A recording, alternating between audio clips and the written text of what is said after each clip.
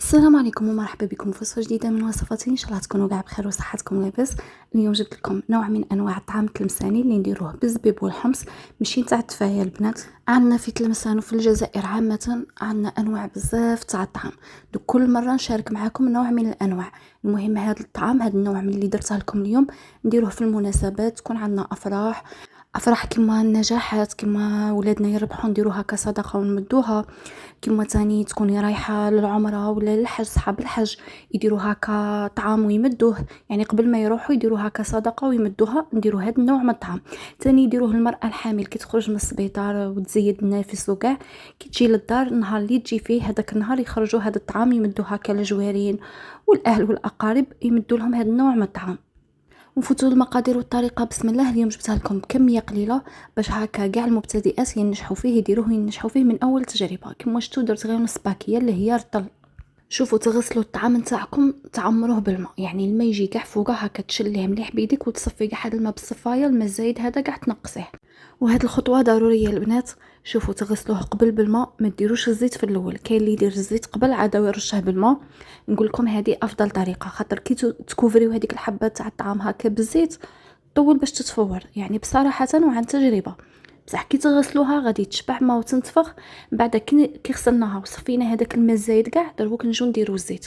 نديرو فيه نص باكي، نديرو 3 مغارف هكا كبار تاع الزيت، توصلوا حتى 4 مغارف كيما هكا البنات. وخلطوا هذاك الزيت مع الطعام هكا بيديكم. انايا بعد ما شللناه مباشره خلطنا هذاك الزيت فيه، ودروك نخليوه يتشرب. خليوه البنات واحد ربع ساعه حتى ل 20 دقيقه. انايا بعد ما فاتت واحد ربع ساعه هكاك تقريبا، شوفوا كيفاش تسيبوه تشرب هذاك الماء تاعه، وتسيبوه هكا كوتل كوتل. بصح هذوك الكوتل غير تحليهم هكا بيدك يتحلوا، يعني ما يتكورش كاع. كاين اللي تلقاو عندهم مشكله في الطعام نتاعهم يتكور. علاش البنات؟ لخاطر ما يكثرولهش الزيت، ما يديروش الزيت. وثاني ما يديروش الطريقه اللي درتها انا، ديروا كيما درت انا، يعني شلوه بالماء باش يتشرب مليح الماء. وكي يتشرب غايه صاي، ما يحتاجش يتفور 3 خطرات. هنا هذا الطعام نفوروه غير 2 خطرات. انا ملي بديت نغسل الطعام وملي نعقل على روحي وندير هاد الطريقه صاي نفوره غير 2 خطرات، ما يسحقش 3 خطرات. المهم في هذوك 2 خطرات تفوروه غايه. شتو البنات كاع تحل، يعني ما فيه لا كويره لا والو. جيبوا الكسكاس تاعكم، القدره تكون تغلى فوق الماء، يعني تكون هذاك الماء يكون غالي. ونحطوا هذا الطعام في الكسكاس ونديروها فوق القدره. هذه التفويره الاولى. وهنايا بعد ما يتفور التفويره الاولى، دوك نجي نحطها معاكم في القصعه. يعني درت لكم المقاطع نتاع الطعام في الاول هكا باش ما تخلطوش، تفهموا الطريقه نيشان. شوفوا هنا البنات، بعد ما تفور واحد 20 دقيقه حتى نص ساعه، يعني النار كانت مجهده حتى المتوسطه. المهم تحسوه تفور غايه كما راكم تشوفوا، راه يخرج البخار تاعه. حلو هكا بالمغرف ولا بالفوي. في الاول استعينوا بالفوي ولا بالمغرف خاطر يكون سخون بزاف. بعد عاد نقعدوا نديروا بيدينا كيما هكا يتحل غايه. يعني كي يكون مدهون بالزيت ما تخافوش كاع منه. انا نجيبو كاس تاع الماء هكا يكون شويه كبير، نديرو فيه مغرف نتاع الملح، نخلطو مليح ونرشوه البنات. سعه الكاس هنا البنات يكون واحد 250 ملي. هنايا الماء على 3 دفعات، يعني الدفعه الاولى درتها وخلطتها كبيديه، راه سخون بزاف. نعاود الزوجه، رشوها هكا بالتدريج، ما تكبوش ضربه واحده باش الطعام تاعكم ما يتعجنش. وكيما هكا بهذه الطريقه يعني راها موضحه. ونزيد الرش الثالثه. انا البنات كما راكم تشوفوا عطيتكم العبر نيشان، يعني مبتدئه تبعي غير هاد العبر صاي غادي تنجحي فيه من اول تجربه. وكما هكا شوفوا البنات راه سخون حتى يديا حمار. شفتوا الطعام راني بينت لكم عند الكاميرا كيفاش راه، يعني راه على حبه مفتول غايه. يعني غير نتاع الحانوت تحسبوا خدمناه في الدار، تحسبوا الفتله الاولى حنا فتلناه في الدار. ما يتعجن ما يتكور ما والو، يعني يجي ما شاء الله. كما راكم تشوفوا ديروه هكا في الكسكاسي وديروه هكا كي جبل، يعني ما ديروش مسرح، هكا ديروه مقبب. ونعاودو ندوه يفور. يعني هذه التفويره الزوجه والاخيره. كما قلت لكم هذا الطعام غير 2 تفويرات صاي يكون واجد. المهم في التفويرات تعطيوه حقه، يتفور غايه الوقت، تعطيوه حق حتى تشوفوا البخار يخرج منه، تحسوه باللي طاب مليح. هنايا نحطوه نديرو مغرف كبيره تاع الزبده ولا تاع المارغرين ونخلطوها غايه. كما قلت لكم في الاول يكون سخون بزاف، استعينوا هكا بالفوي، من بعد قعدوا ديروا بيديكم. مهم البنات راه رطب ما شاء الله.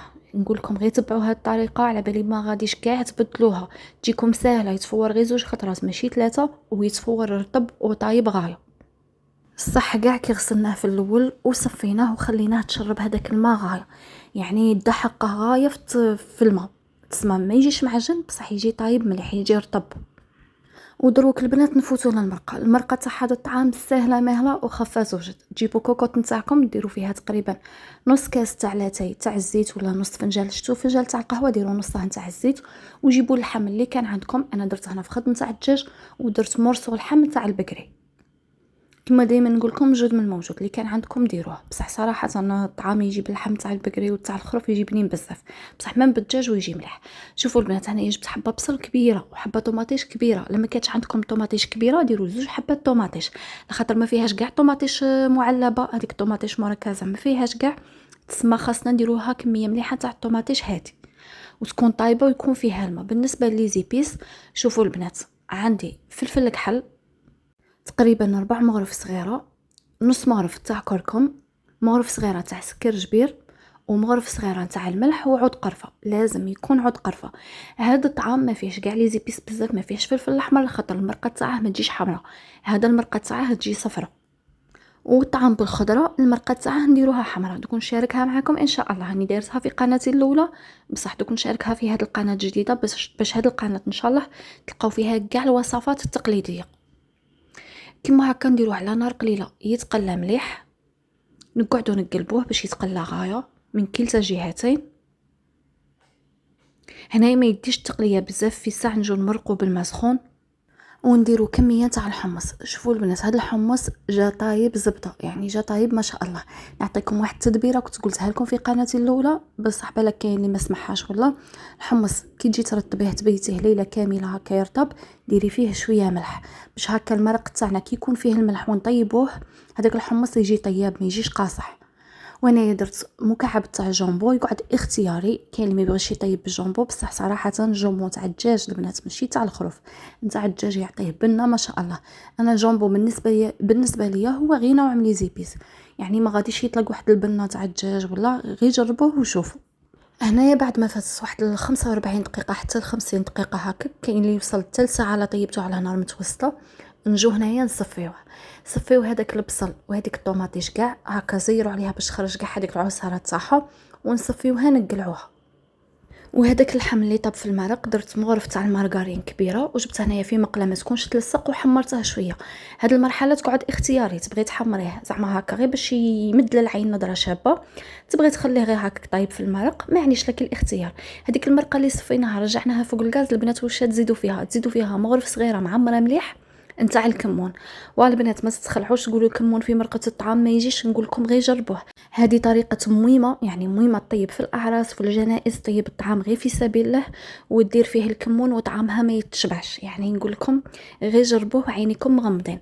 هنايا عندي كميه تاع الزبيب كنت نقيتها وغسلتها وفورتها، البنات فوروها، ومن هذاك المرق تاع الطعام نقصوا شويه هكا في كاسرونه وديروا فيها هذاك الزبيب المفور، رجعوها فوق الغاز وزيدوا مغرف كبيره تاع السكر. ثاني ما تخلعوش تقولوا السكر في الطعام واه ديروه البنات، ماناش دايرينه في المرقه في الكوكوطه، رانا ناقصين غير شويه مع الزبيب ودرنا فيه هذيك المغرف تاع السكر غير تقلع هذيك الحموضيه تاع الزبيب، هذا ما كان وتعطي بنه رائعه. نقول لكم جربوا التجربه خير دليل، راهم جربوه الاخوات من قناتي الاولى وكاع رجعوا يشكروا فيه وكاع عجبهم وكاع نجح لهم من اول تجربه. ونجي هنايا نحط معاكم البنات، انا هنايا درت كميه صغيره وكنا غير زوج بينا هكاك عليها. انا سقيت غير فيه هاد الطبسي الصغير، يعني من الافضل كي تسقي في طبسي كبير يجي باين حتى في التصوير يجي شباب هكا وباين، تسمى اللحم جا كاع في وسط الطبسي خاطر الطبسي صغير والكميه تاع الطعام صغيره. المهم معليش كيما شفتوا اللحم بعد ما حمرته درته هكا في الوسط، بقى لي شويه فارغ منه ومنه، ندير فيه المرقه والحمص كيما هكا نسقي، ونعاود نجيب هذاك الزبيب ونعاود نزيده من الفوق. الزبيب نزيده غير هنايا فوق الحمص بيه بهذيك المرقه تاعها، يعني هذيك المغرف تاع السكر كيما قلت لكم كاع ما تبانش، ماشي تقولوا بلي هاد الطعام غادي يجي حلو ولا ما تبانش، بالعكس يجي حلو في البنه، يعني في يجي بنين تاع الصح. نقول لكم غير جربوه. كيما هكا زدت الزبيب فوقه ودوك نجي نرفد معاكم بالمغرف تشوفوه كيفاش جا. نقول لكم شهيتكم في الجنه. ونقول لكم اللي جربته تعاود تولي الفيديو وتخلي لي تعليق هكا باش الاخوات كي يقراوه يتشجعوا هما تاني يجربوا. شوفوا انا النوعيه تاع الزبيب اللي جابوها لي اللي شراوها لي ماشي شابه، يعني النوعيه لونه كي شغل ابيض ماشي احمر هكاك وجابنين ما شاء الله. بصح كي تخدمي بنوعيه شابه تاع الزبيب يعني يجي عاطي النظره اكثر واكثر، يجي شباب خير. شوفوا البنات انا كي نسقيه هكا بصح ما نسقيه جاري، لخاطر كاين اللي يبغيه ناشف كاين اللي يبغيه جاري. بصح كي نجي ناكل الجهه اللي قدامي نعاود نزيد فيها المرقه. انا صراحه نبغيه جاري ما نبغيش ناشف، ما نبغيش الطعام هذاك الناشف.